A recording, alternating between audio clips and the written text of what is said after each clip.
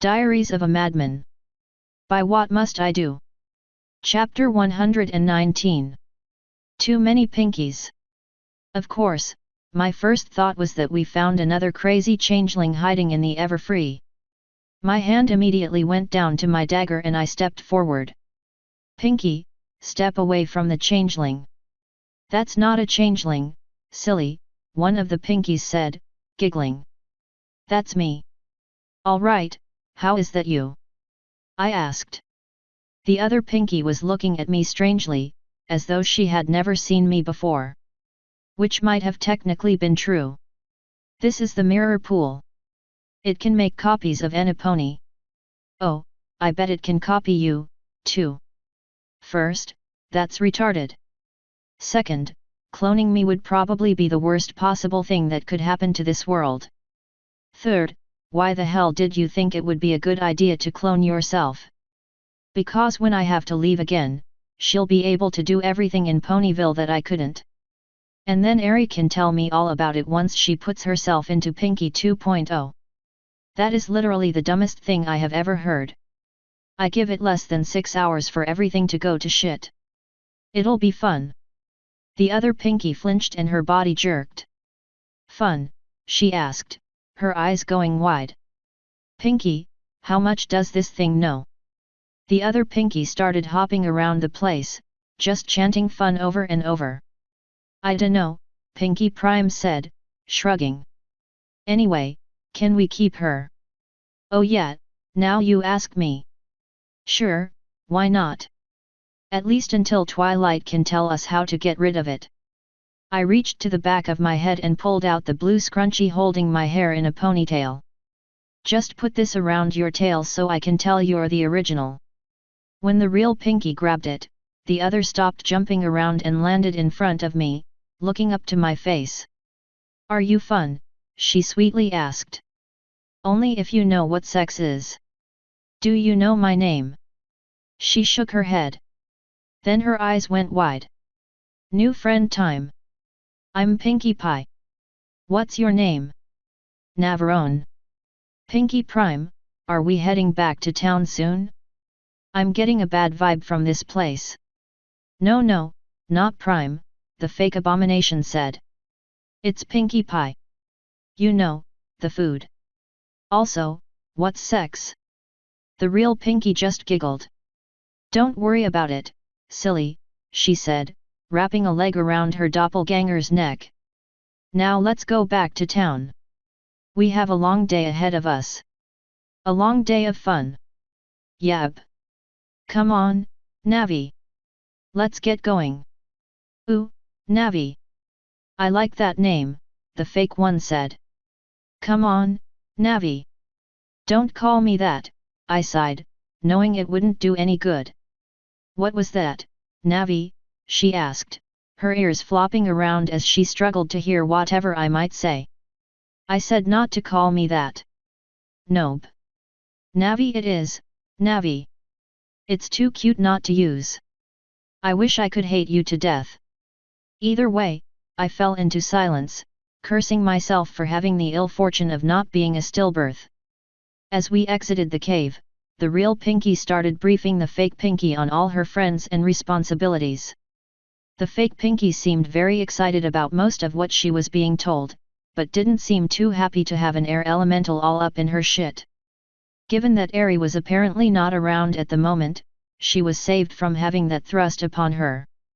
The real Pinky stopped on the outskirts of town.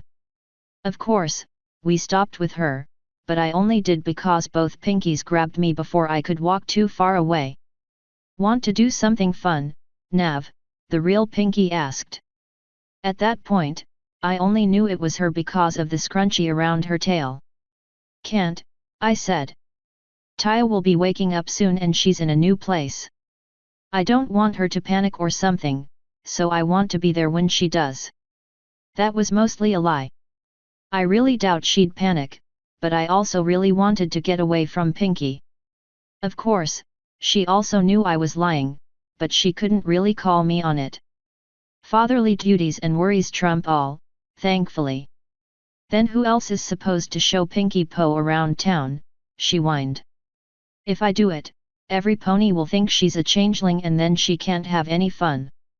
She could pretend to be Doppel, I said with a shrug. I bet all the stallions would love her, then. Bad Navi, the real Pinky said, gently swatting me with a hoof. Pinky Po is too innocent. What would all the stallions love? The fake one asked. I guess we were calling her Po now, or something. Pinky's gonna Pinky. Sadly, the real Pinky gave me a look that promised retribution if I started corrupting her clone, so I kept my mouth shut. She just said, "Don't you worry your beautiful little head about it. But we have to say goodbye to Navi now." Ah, do we have to? Can't we just go with her? You could try Bon Bon, I said, prying the fake Pinky away from my leg. She'd know immediately that this isn't a changeling, and can at least point you in the right direction. Or you could just send her in and let her figure everything out on her own. It would be fun. I like fun, the fake Pinky immediately said, looking toward the real one with hope in her eyes. Then fun it is, the real one shouted. Have at it, Pinky Po. She waved a hoof into town and the other one immediately started bouncing that way, a playful gleam in her eyes. I spread my wings and jumped into the air immediately, because I knew Pinky would probably want to talk to me about something. Sure enough, as soon as I got up, she lunged toward where I had been standing, trying to hug me or something. By that point, it was too late and I was already flying toward Vinyl's pad, pretending I didn't hear her calling me. As I flew over town, I noticed the fake Pinky already talking to other ponies. That wasn't my problem and I knew it would make all kinds of trouble later, so I just ignored her and flew right to Vinyl's house.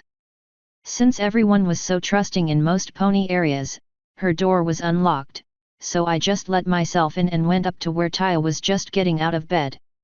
Good timing, I said, letting myself in. At that point, I really needed a shower, since bleeding from your vag is very unsanitary. So, what did you do all night? Taya asked as I walked to where I left my clothes. Painted some down in the foyer. Then I spent some time wandering around since my hands were getting cramped. Found Pinky and let her do something really stupid. I hope you feel like spending the day either indoors or in Whitetail Woods. What did she do? Made a magic clone of herself. Now there are 2 Pinkies out and about, and I'd much rather stay away from the area until Twilight does magic on the fake one to make it disappear. What makes you think Twilight would do anything? This is Twilight we're talking about. She's pretty much the embodiment of anti-fun. What about that time? Embodiment, I say. Now, I'm going to go take a shower, and then we can see what Vinyl has in her house that'll work for breakfast. Well, you can take a shower while I see what she has. I took one last night. Well fine, then. You can go see what she has for breakfast. Either way, I'm taking a shower. See you in a few. Thankfully, she stopped contradicting me and let me shower in peace. When I got out and went to the kitchen, though, she was just sitting at the table, not making any attempts to cook or eat anything. So, not hungry. There's no breakfast food here, she said with a shrug. Anything's a breakfast food if you're in the right mood, I replied, going to the fridge. When I popped it open, I saw plenty of stuff just sitting there. All kinds of leftovers in here, Taya. Mind, I wouldn't trust anything except for the stuff we made last night, but there's plenty of that, too. You just need a better imagination. What's wrong with having a bad imagination? You wouldn't be about to eat if I didn't have one. So there's that. I started heating the stuff up, because no one likes refrigerated food that isn't pizza. While it heated, I sat at the table as well. So, any thoughts on what you want to do today? You're the one that wanted to come to Ponyville, Daddy. And you're the one that agreed to go with me. If you don't think of anything, we'll just go running. You're looking a little pudgy there, dear. I am not. I reached in and pinched at her belly, grabbing some skin. See this? This is Pudge. And your stamina is awful. I let her cute Pudge go and sat back. Going jogging sounds like a good idea. It doesn't sound very fun. God no. Exercise isn't supposed to be fun. It's supposed to be miserable. After all, pain is weakness leaving the body. You're not making it sound any better, Daddy. I wasn't trying to. But the things you need to do often aren't the things you want to do, and like it or not, you need to exercise. All the magic in the world won't do you any good if someone manages to get too close. Being able to run away is important. Or I could just teleport away. Or you could stop being a recalcitrant little bitch and just do what I say. Too bad. We're going running after we eat. You know you need exercise when you can't even walk up a flight of stairs without stopping to catch your breath. There were hundreds of stairs. It took us 5 minutes to get to the top. That's beside the point. You ain't gonna finagle your way out of this one, Taya. She looked away quite sullenly, crossing her four hooves. It was convenient that she decided to see things my way at that point, since the food finished warming up. I put it in some plates on the table and said, "Eat lightly. You don't want to exercise after eating too much. So if I eat enough, I don't have to exercise." "No, it just means we'll walk around Whitetail Woods for an hour before we start. We can't do too much with you anyway, since you're new to this, and I don't know what a good regimen is for an adorable filly," to which she rolled her eyes. "Of course, so it'll just be a way of finding your limits and learning what we need to work on. It'll be good for you. Put hair on your chest." "My chest is already covered in hair, Daddy." "It's a figure of speech. Your chest doesn't have hair on it." "That's because I've been wounded so badly that hair doesn't grow anywhere on my body except for my head, because that's where the princesses spent the most effort reconstructing. And also because I'm a chick. And once again, because it's a figure of speech. Now, are you gonna eat, or do you want to start the day hungry?" She sighed and started eating, but almost immediately stopped. "You need to eat, too." "I don't need to. And I don't need exercise. I'll start running if you start eating normally." "Oh come on. Eating takes so much time. You can drag me outside and into the woods if you want, but I'm not running unless you start eating." "If I start eating, that means you'll have less to eat." "Good. You said I was getting pudgy and that I had to eat lightly. So get a plate, Daddy." "Ugh. Fucking teenagers, man. Flo, advice?" "My advice is to get a plate." "She's right, you do need to start eating. Especially since you still aren't fully recovered from losing all that blood. It wasn't just a little you lost, Nav. That much would probably put a normal human down for several days." "You are far too bossy for a daughter," I sighed, getting up to get a plate. Taya just smiled viciously as she started eating again. The walk/run through the woods went about as well as expected, with me learning quickly that Taya is not at all good at physical stuff. She spent far too much time lounging around with magic books and not enough time doing things that aren't lounging around with magic books. We were only out of town for around 3 or 4 hours. Most of that time was just spent roaming the woods normally, since Taya didn't have the endurance to do anything else. So we got back to town around lunchtime. It was also around the time that it was getting destroyed by a massive horde of Pinkies.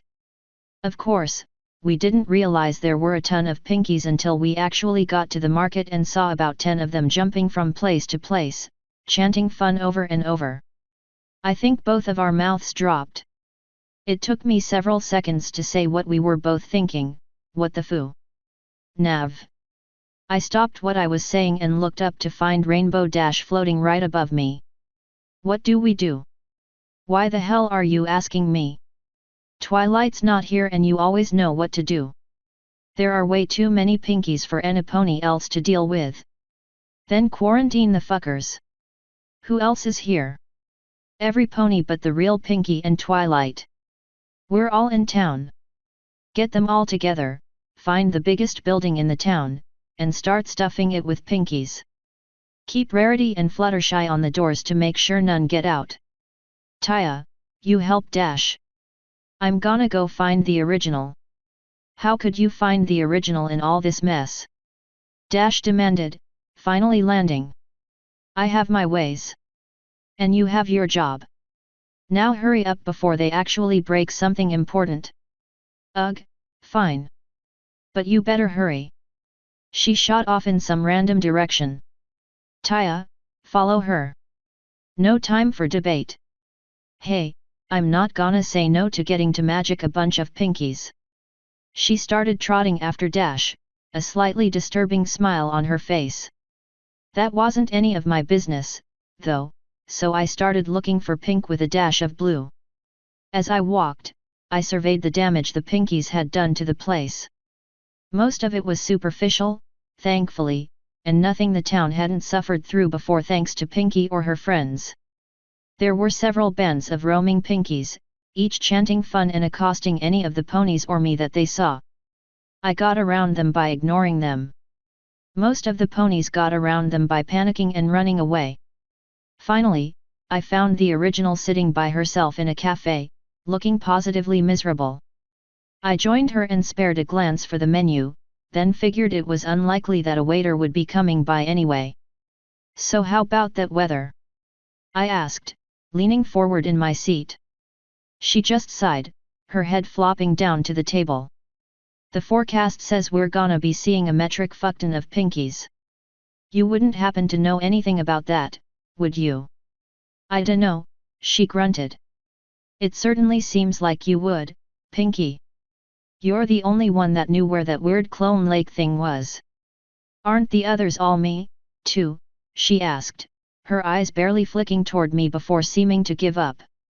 I bet they know. I kinda doubt it. They seem legally retarded, whereas you're only the fake retarded. Well, I don't, she snapped. How can I know I'm me and they're not, hey? Because you're wearing the blue scrunchie that I gave you this morning. Coincidence? Any of the others could have put that on. I hopped up and walked around behind her, grabbing her tail's dock. This one still has a green hair stuck in it. Green like my hair. You know, where this came from. Come on, Pinkie. You're the real one. This isn't that hard. That could just be coincidence, too. God damn it, Pinkie, you're starting to piss me off. She suddenly looked really serious and said, you shouldn't say that. What? Damn it. I cuss all the time. Get over it. No, God. He's a meathead and you had to suffer because of it. You're the real Pinkie, Pinkie. None of the others would know that. She blinked a few times before realization clicked in her eyes and she jumped up to snatch me in a hug. You're right. I am the real Pinkie. Yeah, sure, whatever. Now, we need to go. Not until you hug me back. I rolled my eyes and hugged her back, secretly delighting in the way her squishy body molded against mine as I hugged her. Not that I would ever tell her that, of course. Hugging mares just feels good, is all. Anyway, when I let her go, she finally backed away, smiling from ear to ear. Dash and the others are quarantining the fake Pinkies. How do we get rid of them? I dunno. What do you mean, you don't know? You're the one that knew about the clone pool. Well, yeah, but I don't know how to get rid of them. Ask Twilight. She's the magic one, silly. God damn it, Pinkie. Christ. She's not even in town yet and there's no telling when she'll get here. We need to make sure we have all the fake ones locked up and then find a way to keep them there until Twilight can get here. Who's Christ? I'll tell you later. Let's go. I started walking toward where I was hoping Dash and the others would be locking the fake Pinkies. Given that I didn't see any of them as we walked, I assumed they were doing their job well. So how are we gonna keep them there? Pinkie asked as she skipped next to me. I have something in mind, I said, trying not to smile. Flo, of course, face-palmed, but didn't even waste the time to convince me that it was a bad idea. What do you have in mind? Pinky asked. Oh, you'll see. You'll see. Oh, you could tell me. Nah. So, how the hell did one turn into 100? One wasn't enough, silly. So I went back and made 2 more, and then they made 4 more, and then it sorta got out a hoof. Eri thinks it's funny, though. Wait, why didn't Eri just tell you that you're the real you? She doesn't talk much. She just sometimes tells me to do something that's fun. Here's a tip in the future, if Eri tells you to do something, you probably shouldn't do it. She's telling me to not listen to you. See there? You probably shouldn't not listen to me. I should not listen to you. Yes. Okay. She continued bouncing next to me in silence for a few seconds before stopping. Wait, what? Don't worry about it. We're there. Or at least, we were in front of the building that Applejack was tossing a Pinky into while Rarity and Fluttershy stood next to the outer doors. Get them all? I asked. Well, we missed that one, Applejack said, nodding to the one next to me. I'll fix that right up. This is the real one, I said, putting a hand on Pinky's back. How can you tell? Rarity asked. And when did you even get in town? Last night. I can tell because of this. I reached back to her tail and lifted it up, showing off the scrunchie. While I can't deny that's an adorable fashion accessory, it hardly means anything, Rarity said, waving a hoof. I put it on her this morning right after she made the first clone, I said, dropping Pinky's tail. She made these? Applejack asked. Sure did. Pinky happily said as she practically bounced in place. Eri said it would be fun and Nav didn't tell me not to. Now that ain't quite true, I broke in, holding up a hand. I didn't know you were going to make clones. And I told you up front that I knew it would end in disaster in about 6 hours. Coincidentally, that was about 6 hours ago. But hell, I didn't know how to get rid of the damn thing and I figured killing it would be bad form. But anyway, that's beside the point. We got to deal with this. Where's Dash and Taya? Looking for any more, Applejack said. But no, that ain't beside the point. Pinky, you said Eri told you to do this. No. Well, mostly no. She just said it would be funny. Y'all ever consider? I dunno, not listening to her. Hey, Nav said the same thing. Why wouldn't I listen to her? Applejack slowly looked around the area we were in, which had all kinds of minor damage from the storm of Pinkies. Does the phrase property damage mean anything to you? Those Pinkies destroyed all kinds of stuff at my farm. Applejack, please, Rarity said, stepping in and putting a hoof on her shoulder. We can assess proper blame after the Pinkies have been dealt with. Until then, we need a way to keep them occupied until we can deal with them. Unless you guys have changed your position about wholesale slaughter, which you probably haven't, we'll have to get Twilight or Celestia to deal with these things, I said. How are we supposed to do that? Applejack asked. Did Spike come back with you? Nope. Fluttershy, I hope you can fly fast. Get to Canterlot, track down Celestia, and tell her what happened. Me, she squeaked. Rainbow Dash can fly much faster. Yeah, but I'm going to need her. My record from here to Canterlot is 20 minutes. Beat that and I'll give you a very warm hug when you get back. Her wings shot out, ready to fly. That's the spirit. Get going. She gulped and started flying off toward the city in the mountain. Strangely, her wings seemed somewhat stiff, but I didn't stop to look for long because Dash and my daughter got back, with a single giggling Pinky held in Taya's magic grip. Rarity pulled the door open and Taya tossed the doppelganger inside. Where's Fluttershy going? Dash asked, watching her fly off. Canterlot, I said. Why is she going? I could get there and back in a snap. Because I need you, I said. We gotta distract these things somehow. Pinky, Rarity, go look for more Pinkies.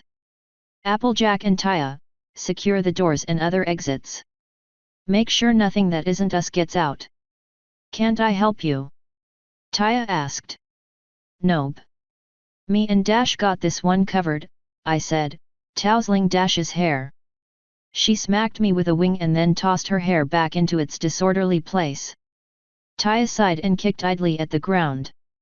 So what are y'all gonna do? Applejack asked. You don't want to know, I said, walking up to the door. She rolled her eyes and Rainbow Dash and I let ourselves into the belly of the beast. As soon as we stepped inside, several dozen sets of baby blue eyes focused quite intently on the two of us. Dash's ears drooped slightly, but I just smiled and started walking through the center of the group. Each Pinky that was in my way moved aside as I strode to the stage of Ponyville's gathering hall. Dash, of course, followed me. It was eerily silent. Soon enough, the two of us stood in front of the horde of Pinkies. Celestia, that's creepy, Dash muttered, watching the Pinkies watch us. Pinkie Po, would you kindly come forward? I asked, trying to put on a kindly smile. The named Pinky bounced forward until she was standing on the stage in front of us. Thank you, dear, I said, rubbing her hair. Are we gonna have fun, Navi? She asked, looking up at me hopefully. At the mention of fun, a gentle murmuring began in the crowd, each of the Pinkies wanting to get in on the fun action.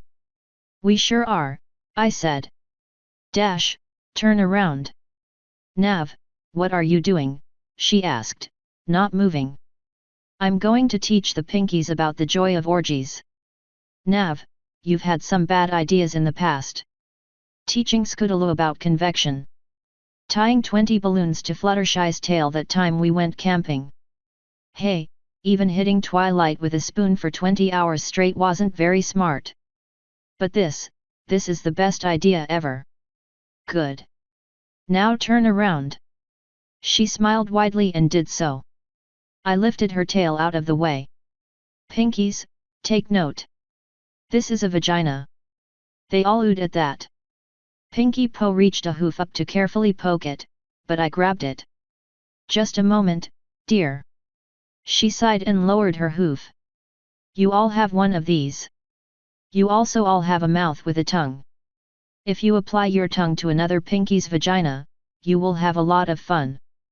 They all gasped and immediately started moving, but I quickly held up a hand. Just a moment, please. They all stopped. Pinkie Po, would you kindly apply your tongue to Dash? She leaned in, but then stopped and looked at me. Navi, do you have a vagina? No. Now, would you kindly? She shrugged and bent her head back in. Other Pinkies, you may now begin. The pandemonium immediately started, of course. I dropped Dash's tail and walked up so I could look her in the eyes. I'll be outside if you need me, I said. Wait, why you just gonna leave me? Yet. Have fun. She instantly got an angry look on her face and she opened her mouth to rebuke me, but only a moan came out. Given that, I spread my wings and took off, flying toward the door. When I got to it, I took one last look around the room, taking a deep breath. I love the smell of orgies in the morning. That important line said, I stepped outside, slamming the door shut before Taya could poke her head inside. Bar the door, please. Nothing in, nothing out. Taya sighed and her horn lit up, coating the door in a thin orange aura. So what did you do? Applejack asked.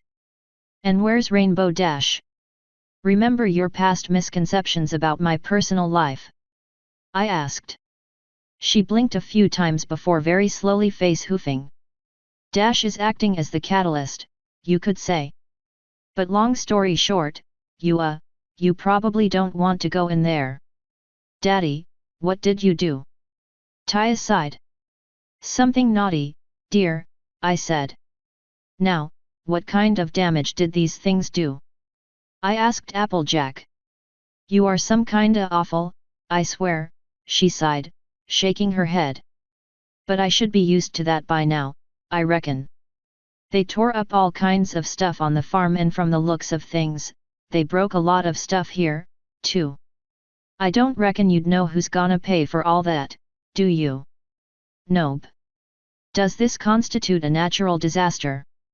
I don't think any part of Pinky is natural. And I sure don't think this was entirely her fault, neither. Hey, don't think I had anything to do with this, I quickly said, holding up my hands. I ain't so quick to point hooves as that, at least not at you. Now, we all know Pinky ain't exactly the shiniest apple on the tree, but I'm gonna go out on a limb here and say she's smart enough to know an army of Pinkies is a bad idea. So what's that air thing in her head doing up there, is my question. Me, a voice innocently whispered between us, making all three of us jump. As Airy continued speaking, she gathered a few leaves and some dirt to give her more of a body. I didn't do anything, laborer. Where are my dear sweet Pinkies, anyway? I would quite like to see them. You aren't putting yourself into them, I said, crossing my arms. We're going to find some way to get rid of them, and I'm not quite certain that would be good for you. Oh, I hardly feel the need to take any of them as hosts. I just want to see what kind of trouble they're up to. She giggled at that point, then continued, but I was only asking in an attempt to be polite. I already know where they are. If you'll excuse me, the air holding the dirt and leaves dissipated, leaving them to fall on down. Applejack, though, wasn't quite satisfied. No, you ain't excused. Get back here. There was no answer from the wayward elemental. I'm startin' to seriously dislike that thing, she muttered darkly, glaring at the doors leading to the Pinkies. I'm starting to dislike all these damn elementals, I sighed, massaging my temple. But look, Taya and I have this covered. If you need to go back home and start picking up the pieces, I understand. I should, but I ain't goin' nowhere until I'm sure Pinky's all right. I'm pretty sure she's all right, but fair enough. I walked back to the door and leaned against it, crossing my arms again. So what brings y'all back to town, anyway?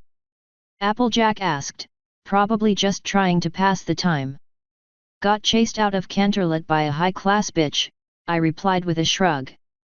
I was going to come back anyway to see some friends, so I figured I could come back ahead of schedule. Sure ain't like you to run away from a fight. Not anymore, it isn't. I'm not a knight anymore, so I can't threaten to arrest reporters if they hound me. I also can't threaten them with bodily harm without getting in trouble. Those are the tools she's fighting with, so there's not much I can do but run. I'll be heading back soon enough, though. Didn't figure there was much in a small town like this to keep you anymore. The peace and quiet is nice, and so are the people here. But the peace and quiet also gets really dull at times. Or at least, it does for me. I'd prefer dull and boring to busy and excitin'. I'd much rather stay here and let you and your airship go on your merry way, without any o' my friends. You're welcome to take that up with Celestia. God knows I don't want most of you there, either. I'm sure if you annoy her enough, she'll let you stay here. You know I can't do that, Nav. Duty's a heavy, heavy thing. I'll talk to her about it, but I can't ask her to let us stay. Yeah, you can't, but what about the others? Your choice, I said with a weary shrug. Taya finally spoke up, the first time she had bothered since we started. You'll have your chance soon, she said, looking up. When we met her gaze, we saw Celestia's chariot coming in very quickly. Well, looks like I owe Fluttershy a hug.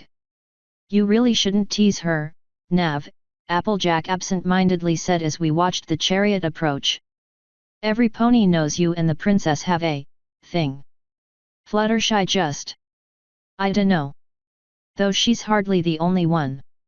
Is it really well known that Celestia and I have a thing? Is that all you got out of what I just said? Before I could reply, the chariot of the sun landed right next to us, the guards pulling it quickly skidding to a stop. Celestia quite regally stepped down from it, walking to us without even thanking the guards. "Hello Navarone, Applejack, and Taya," she very neutrally said. "I heard there was a disturbance." "I reckon that's a word for it," Applejack said, scratching idly at her head, making her hat tip. "I think it's more like a ruckus, honestly," I said, shrugging. "Closer to a fracas," Applejack replied, "but that's just me." "So there is a problem," Celestia said.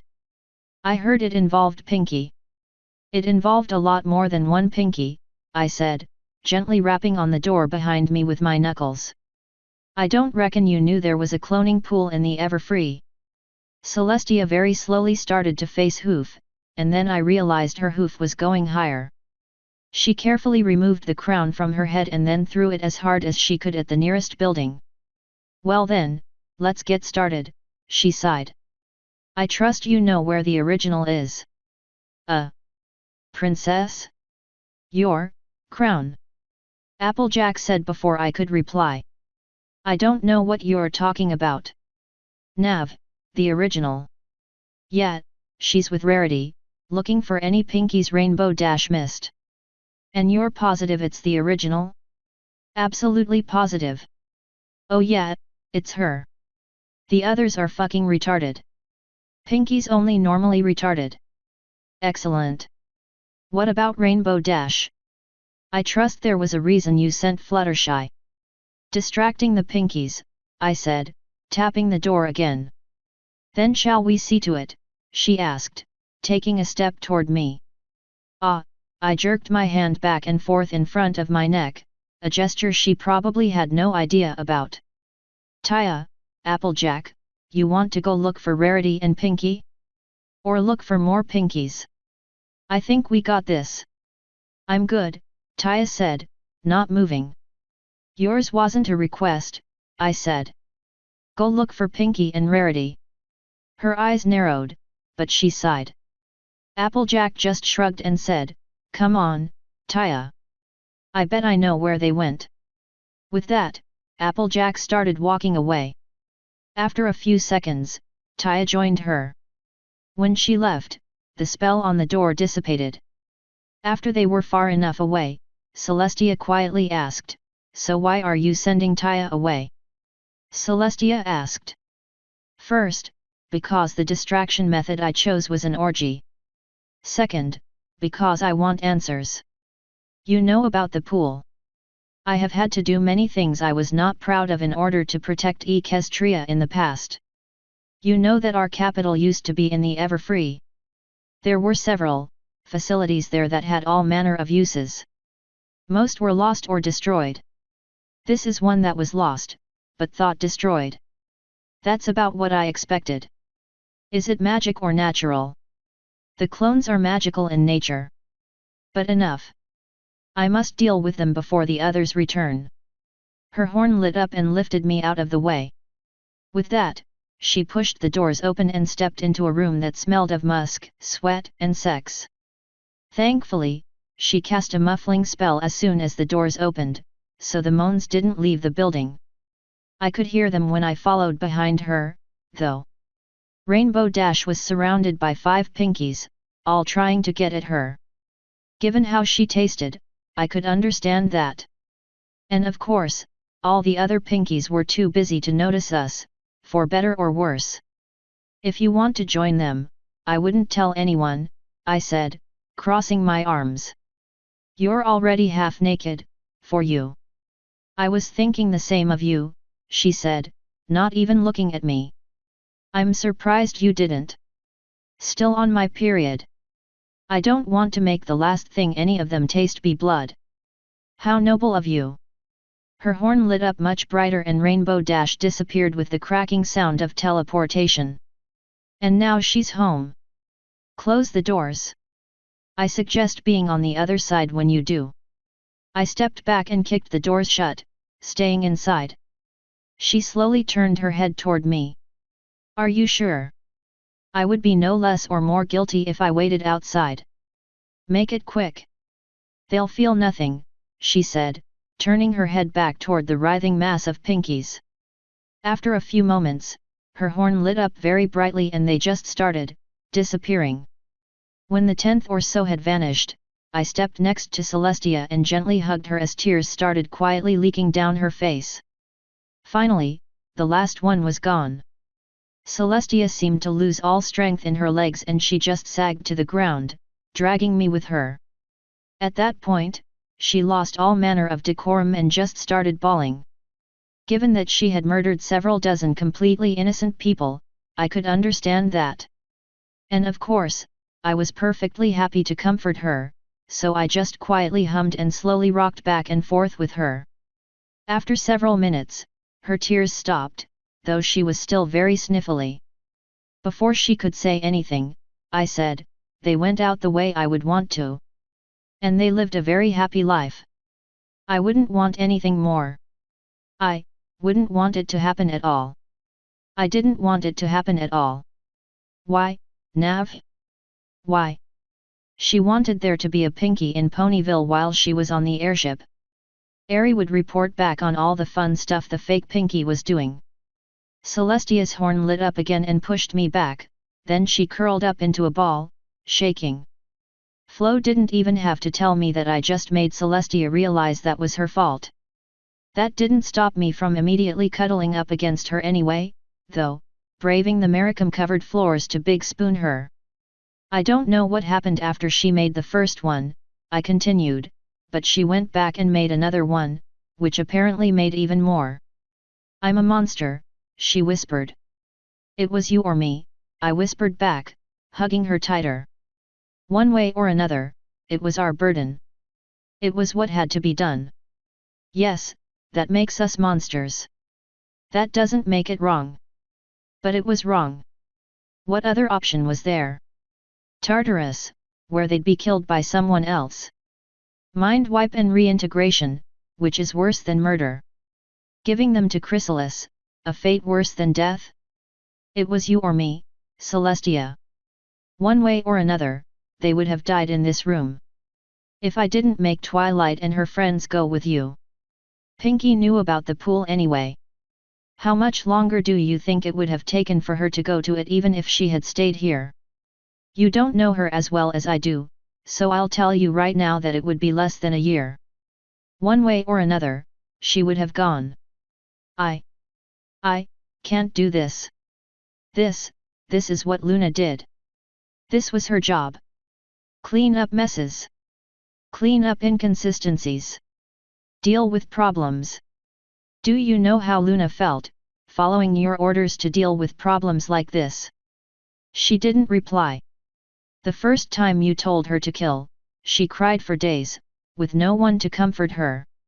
It couldn't be you, because you were counting on her.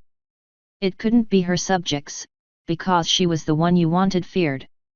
Luna wasn't naturally a sociopath, Celestia. She became one.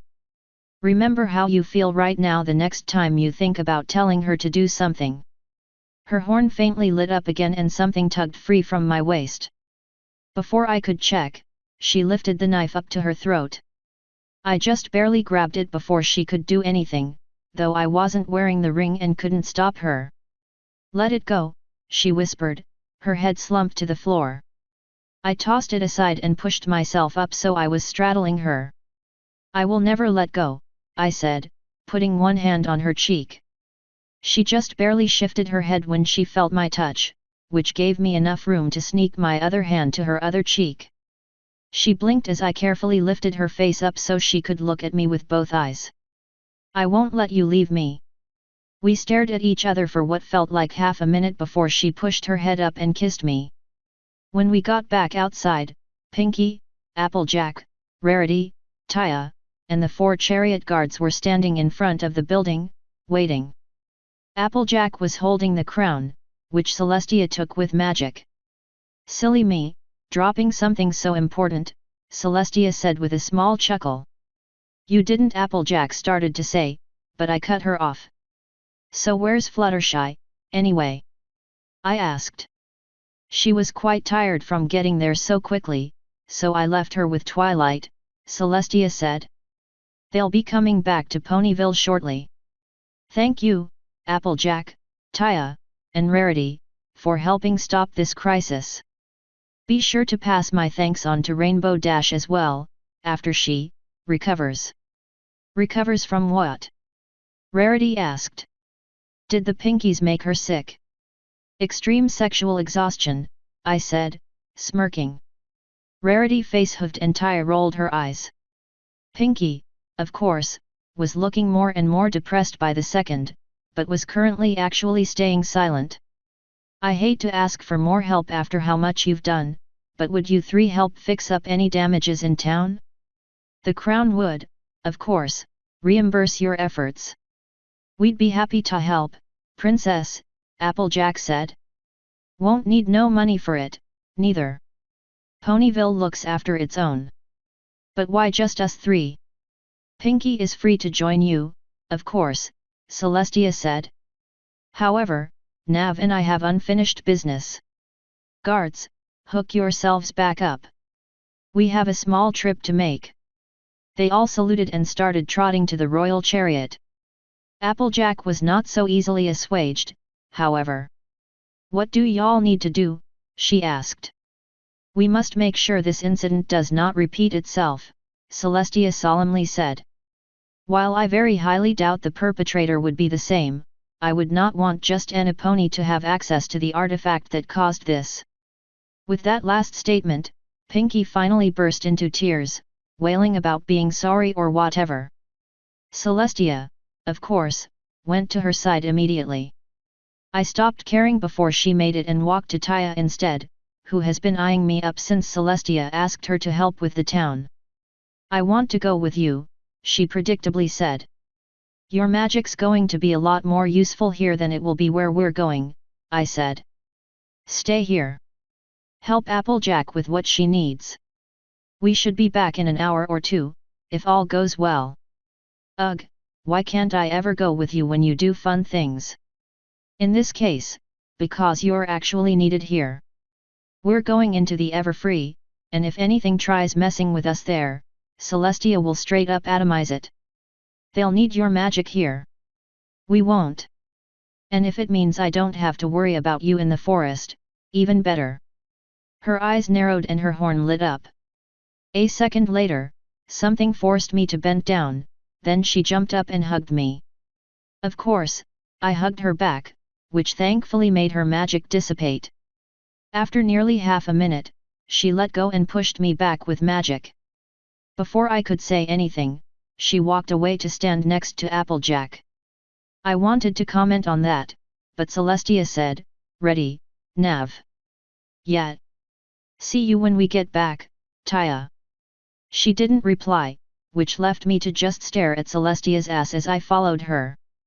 When we got to the chariot, she told the guards where to go and asked, Trouble with Taya?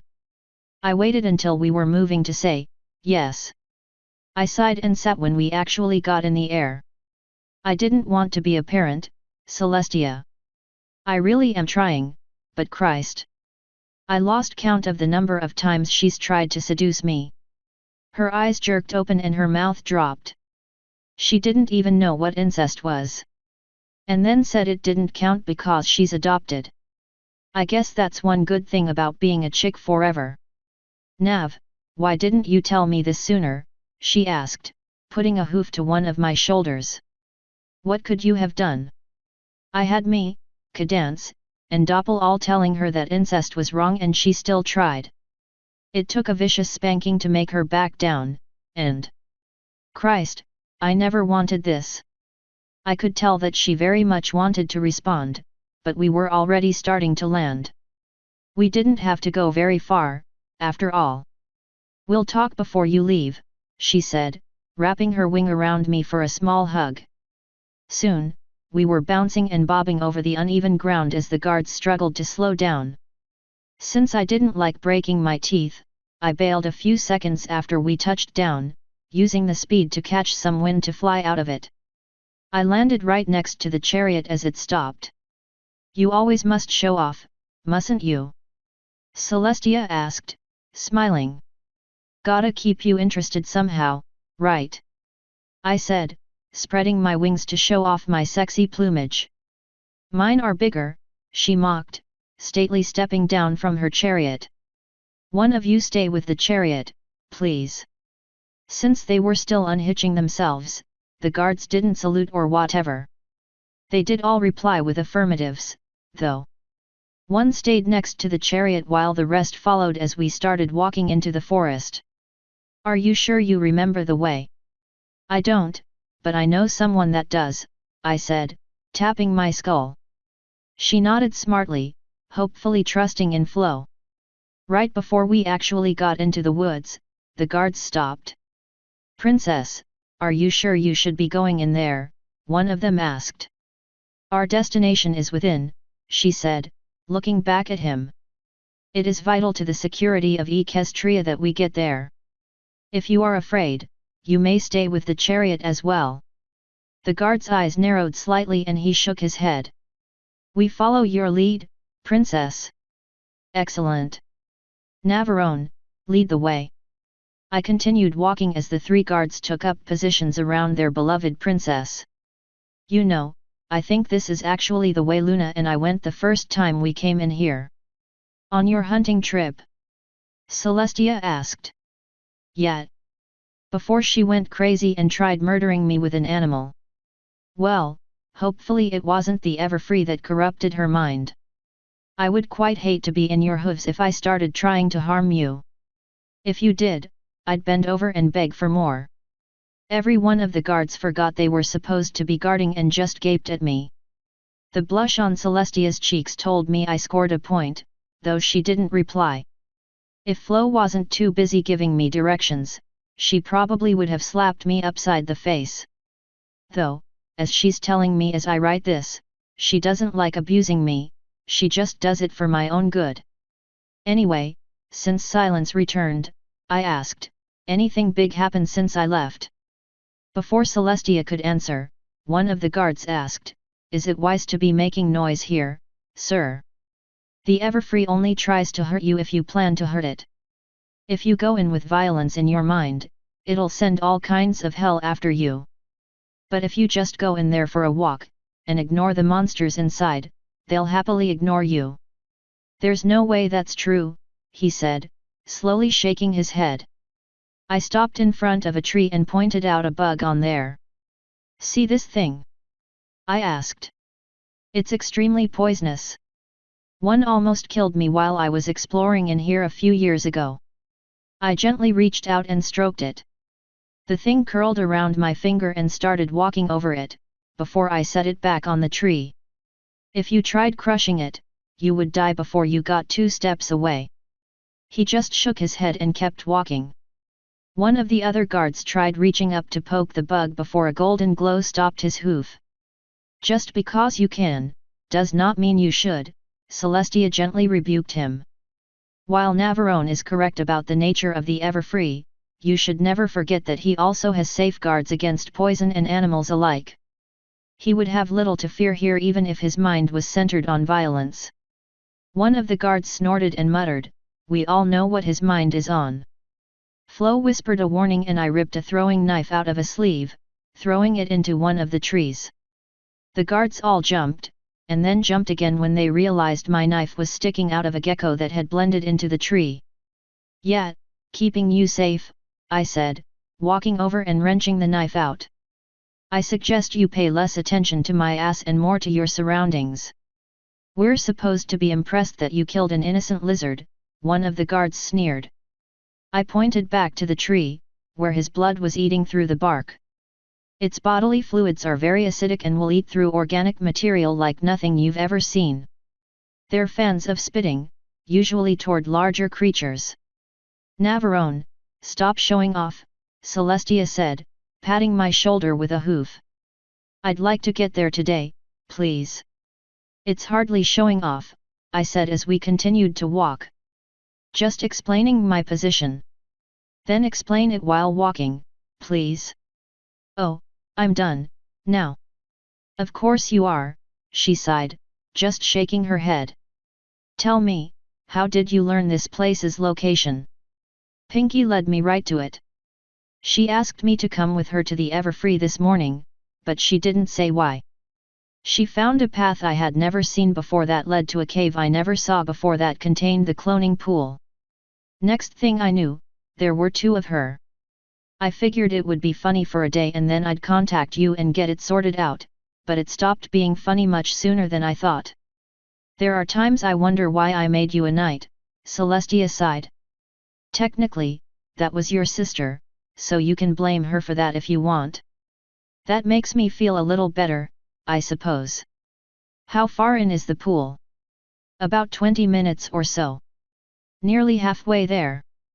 Couldn't we have flown? One of the guards asked. I walked when I got here the first time, so that's how I know how to get to it. You can't see landmarks through the tree cover. He just shrugged and things got quiet again for a few minutes.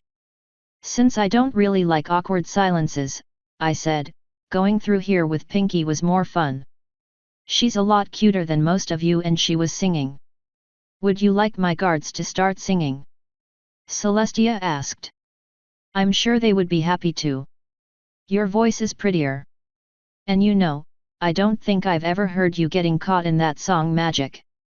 It has been a while, she mused. But I would much rather hear you, personally. Ever since your change, your voice is so cute. Oh, so that's why you made me scream your name. One of the guards cleared his throat quite noisily, looking away. Well, you're hardly able to return the favor anymore, so I suppose one of us had to pick up the slack. That made two of the guards start snickering and almost instantly pissed me off, but I forced it down so I could think of a clever response. Before I could, though, she asked, is there supposed to be a briar patch in our path? The cave's just on the other side, I said, regretting not being able to come up with a good response in time. I don't know about you guys, but I'll be flying over it again. Want us to clear it, princess? One of the guards asked. I have an easier solution, she said, her horn lighting up. As we continued to walk toward the thorns, she burned a path right through it for us. Surprisingly, there wasn't much smoke, so we walked right through with no problems, right up until we got to the hole. So this is it? She asked. I heard some cracking behind us right after she asked that, so I looked back and saw the briars already growing back to cover our path. I fucking hate the Everfree, sometimes, I sighed, turning back and shaking my head. Yeah, this is it. It's a straight drop for a few meters before it starts zigging and zagging. Goes a few dozen or so meters that way, I said, pointing. There are some cracks in the roof of the main cave room. I'll see it all when we get there, Celestia said, nodding. Guards, remain here. Navarone, let us continue. Are you sure, princess? What if there are monsters down there? Then I shall keep Navarone safe and sound, so you needn't worry about her safety. Yeah, right, I said, rolling my eyes. Because I'm the one that keeps a bunch of big, strong stallions around day and night. I've heard plenty of the night guards say they would love to be your, personal guards. If you'd like, I need only say the word. I don't need more night guards lusting after me, thank you. Now let's get this over with. I have shit to do today. With that, I jumped down the hole, spreading my wings to slow my descent. Celestia followed me moments later and together, we continued into the darkness. Well, it was darkness at first, but she magicked up some light for herself. And of course, she also pressed herself against me as we continued walking. Oh, now you're all friendly. You were hardly acting polite yourself, she shot back. The guards expect me to be a dick. You're supposed to be the kind and loving mother figure. I'm fairly certain the truth of our relationship is rather well known, at this point. Among the guards, at the very least. I'm sure most of them find it comforting to know their princess is just a normal pony, too. Somehow I doubt that. But if you want, I can ride you on the way back. I bet you'd like that. She shivered in delight. More than anything. But not quite yet. After she said that, the cave opened up and we were able to see the pool in all its beautiful glory. So, this is it, she said, stopping at the mouth of the cave. Yep. I didn't get a chance to explore earlier, but I would quite like to. Before you do, Nav, I want your honest input. What do you think I should do with this pool? Put wards up around it. Block all entrances with local boulders. Mark the spot on a secret map. The future is always uncertain, Celestia. There's a day you might need a lot of soldiers. Or you might need someone to send to Chrysalis but you run out of prisoners. Any use you get out of this thing will almost definitely be evil, but evil can be used for good. You think I should keep it as a backup weapon? Precisely. Go explore. I have to check on something. If you find anything, call me. Simple enough, though I doubt there's much here to find. I continued walking into the cave while she stayed at the entrance, just staring down at the pool. Since I was planning on saving the best for last, I started my exploration by looking around just the main chamber, avoiding the stream leading to the cloning pool. As I kinda expected, there really wasn't much around the cavern. No side paths, no hidden relics, no hints of a lost civilization. Hell, I didn't even find any small animals or bugs, or hints of them. So soon enough, I found myself walking back to the stream leading up to the pool. Before I checked it out, I looked back up at Celestia and saw that she was reading a letter or something. That wasn't any of my business, so I went back to pretending to know what I was looking for. When I got to the stream, I started following it toward the source. As I somewhat expected, the stream just led to a small crack in the wall that I definitely couldn't fit through. What do you think, Flo? I asked, crossing my arms. I'm very tempted to extricate myself from your body to follow it, but I don't know what risk that would entail, if the stream even can copy me. I have the feeling that even if I did get to the end, I wouldn't understand what I was even seeing. There are many things in this world you don't and can't understand, Navarone. This will remain one of them. I bet there's a certain someone that can explain it to me, I said, turning back to where Celestia had been standing. That's when I saw that she had moved to stand right next to the pool, peering into it. Perhaps she could. But just because you have come to an understanding does not mean you should push for information she does not want to give. Especially since the information is useless to you. I suggest dropping it. TCH. Whatever. Not like it really matters, I guess. God knows we don't need more of me running around. Let's go see what's on Sunbutt's mind, then. Flo didn't answer, so I just walked over to Celestia. She didn't look up as I approached, so I got behind her and grabbed her flanks, pulling her ass into me. Any thoughts? I asked, practically hugging her booty. I'm considering throwing you in there so I can keep one of you around all the time. I quite doubt you'd like that, however. Your doubts are well-founded. I meant more about what you decided, though. Destroy this place or hide it. She sighed, stepping away from me and slowly walking around the pool. My heart is telling me this place is evil and should be destroyed without a second thought. But my mind, forged from 6,000 years of survival and plotting, shaped in war and hardened in politics, tells me this place must be preserved. Living this long has taught me that you are correct, that evil can be used for good. She stopped walking and looked up to me. Speak of this place to no one. I've already placed the wards. Let's go. She started walking to the entrance, but I walked up to her and put my arm around her neck. Have you looked around this place? I asked. I mean, looked beyond the pool. She stopped, then turned her head. What am I looking for? She asked. This place is beautiful, I said, lifting a hand to scratch at her ears. No one expects us back in Ponyville so soon. I suppose we may spare a few moments. By the sun, I spoil you so. You know you like it, Sully. By the time we got back in town, most of the place was back in order. Fluttershy and Twilight were back as well, helping put the finishing touches on some things. The place had gotten quite adept at dealing with structural damage since Twilight first appeared in town, and they put all those skills to good use when rebuilding the place. They were all happy to see Celestia there, too.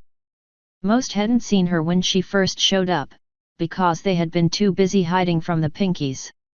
It seemed word had spread of how she fixed the problem, though, and the citizens were all too happy to shower her with praise while forgetting that it had been the rest of us that quarantined the Pinkies in the first place. Sometime during the small festivities, I managed to corner Fluttershy alone, away from her friends and anyone else she might use as a social crutch. So I heard you got a pretty good time to Canterlot, I said, smiling. Oh, well. You said it was important and I didn't want to let you Enipony down. Well, I seem to remember a certain promise I made before you left. Think that might have anything to do with it. Promise? She asked, a blush creeping up her face. I don't remember any promise. Oh? And here I was thinking you cared more than that. Well, if you don't want the hug, her ears flinched and her body perked up. It seems like you might be interested after all. Well, if it wouldn't be a bother. A hug would be nice. That last part was whispered so low that I barely heard it. As soon as I heard that, I bent down and tightly wrapped my arms around her. She flinched when I touched her, but soon relaxed and nearly melted into my arms. That's when I wrapped my wings around her, cuddling much tighter. She sighed in pleasure as I began petting her mane and whispering, "Such a good pony," over and over. Since I promised her a good one, I let it go on for 5 or so minutes, which felt awkwardly long. For better or worse, I was saved by Celestia. "Ah, Navarone, there you are," she said. "And there's Fluttershy as well, it seems. Is there something I need to know about?" I told Fluttershy I would give her a hug if she got to Canterlot quickly, I said, patting Fluttershy on the back one last time before letting go. "So there's her hug." "You should be careful, Nav," she said as she pulled me to her with magic and then kissed me deeply, making Fluttershy squeak in horror. After a few seconds, she pushed me away and said with a smirk, "A mare could get jealous. If your jealousy is anything like Cumanee's, I bet I would enjoy it a lot. But don't worry, you have nothing to fear. Fluttershy's just a friend that likes hugs. It's nice to know you're such a good friend. I'm about to head back to Canterlot. I wanted to remind you that you need to come back soon for our date. I'll be back in a few more days, don't you worry," I said. "And my period should be over by then, which is even better. Is Twilight here in town to stay, or is she going back with you?" "She's here to stay, unless she takes a train back to Canterlot. I'm leaving after we finish talking and I'm not telling her, so she won't be riding back with me. She's asking many questions I don't want to answer, so it's better that she stays here. I'll see what I can do to keep her here, then," I said, nodding. "She needs to spend time with her friends anyway. I'll see you when I get back to Canterlot." "I'll be waiting," she said as she spread her wings. "Goodbye to you as well, Fluttershy." She took off without waiting for a response, flying toward the center of town. I watched her fly for a few seconds before turning back to a very terrified Fluttershy. "Aryu and the Princess. We've come to an understanding," I said with a shrug. "She knows I'm going to be away for a while and she knows that I am a slut, put bluntly. I can do whatever I want until I'm done with Discord, but as soon as I am, well, she's getting her turn." Her mouth and ears dropped.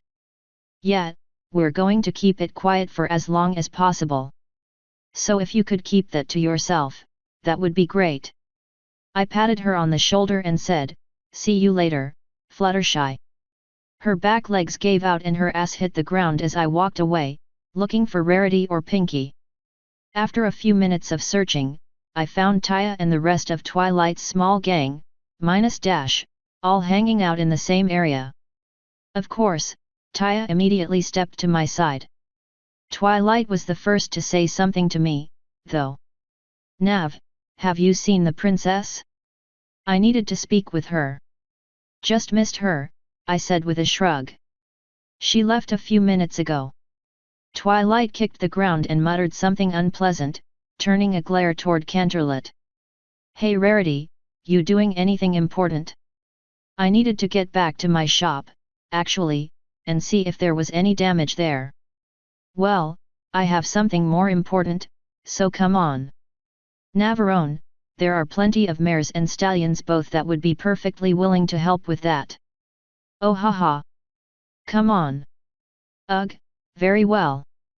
But this better be important. I haven't gotten to spend much time with my family yet and this is cutting into what little we have left. Welcome to my world, bitch. I led her away from the others anyway, not that most of them really noticed us leaving. So what is this big emergency? She asked when we were away from them. I just circumspectly turned Fluttershy down in one of the harshest ways possible, mostly on accident. I see. Where is she? Keep walking this way until you get to Drury Lane, then turn left. That's where I left her. I will take care of her, Navarone. But I will have words for you later, Missy. Look, I fucked up.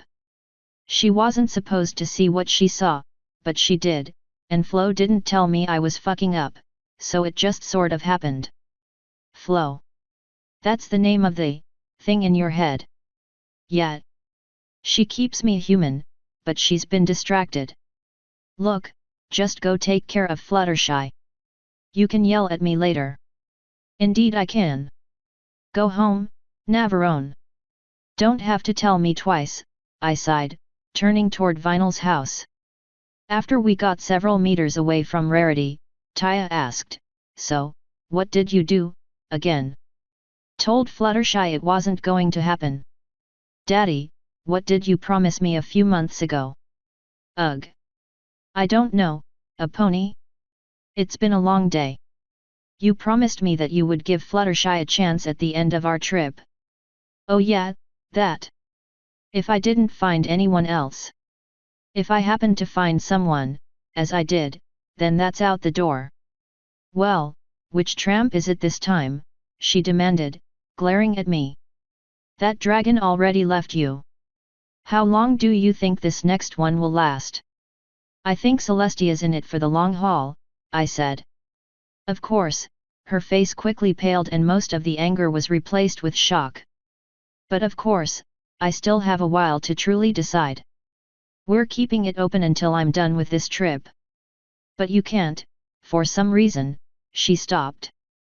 After a few seconds of silence, she just quietly asked, why her? After everything she's done, why? I dunno. Why'd you stay with me? I don't. You made me feel safe. Warm. You were patient. You were kind. You saved me. People fall in and out of love for all kinds of reasons, Taya. I can't say that's what I feel for her, but hey, might as well give it a shot. We're both going to be living for a while. Might as well spend that time happy, I figure. We walked in silence for a few more seconds before I smiled and said, it helps that she has a nice ass. Taya just groaned. When we got back to Vinyl's sweet pad, she was chilling in the front room, sipping at some mead. Dude, were you in town today? That shit was mad whack, yo. I've been teaching you too many bad habits, I sighed, shaking my head. And yet, I helped clean it up. There were far too many Pinkies out there, that's for sure. Yet. But just think what they would be like in bed. I mean, all of them there, all alike, all so pinky, and I really shouldn't be talking like this in front of a filly, should I? Nope. But if you want to know about that, ask Rainbow Dash. I needed to distract them and she was all too willing. Bucking. Hot. I know, right? Anyway, Ty is probably hungry and I need to eat even though I'm not. You cook yet? PSH, no. Octavia was going to start soon, though. Octavia's here? I asked. Yet. I told you we were gonna get another guest. She's here for a day or two, before she heads back home. Cool. We gonna make any more music? Taya groaned, so I smiled and continued, playing the piano back at Frankfurt was fun. Yeah, we can probably do that. After we eat, though. Everything was shut down today because of the Pinkies, so I'm starving. Well then, why don't we go help her? PSH, this is my house. I'm letting you stay here out of the kindness of my heart. Seems only fair you cook for me. Yeah, but you're the hostess. You're supposed to provide for your guests. I seem to remember doing that when you were in my house. You humans have some weird rules. Well, get to cookin', she said, clapping her hooves together and smirking. I arched an eyebrow and her smirk faltered. My lips pursed slightly and she started nervously sweating. I crossed my arms and she gulped. As soon as I opened my mouth, she flinched and yelled, "Fine, I'll bucking help you cook." Help. Ugh. I'll cook. Sweet Celestia, Nav, you're evil. But if you get food poisoning, don't come crying to me. No promises. I'm sure you can figure something out. Octavia and I can supervise. The mayor herself appeared when I said that. Volunteering me for something already, Nav? She asked with her coy little smile. And what's this I hear about Vinyl cooking? Hey, I can cook. Vinyl shouted, at least trying to defend herself. Making sandwiches doesn't count, Octavia said, her smile deepening. Vinyl's ears drooped slightly and her eyes got shifty. But as it seems I have been volunteered to assist you, I'm sure we can figure something out. If you don't want to help, you don't have to, I said. I'm sure we can sit in the dining room and watch her slave over a hot stove for us. Oh, now you're just being mean, Vinyl said, crossing her legs and pouting. Hardly, Octavia said, passively waving a hoof. We're just trying to teach you to be a responsible adult.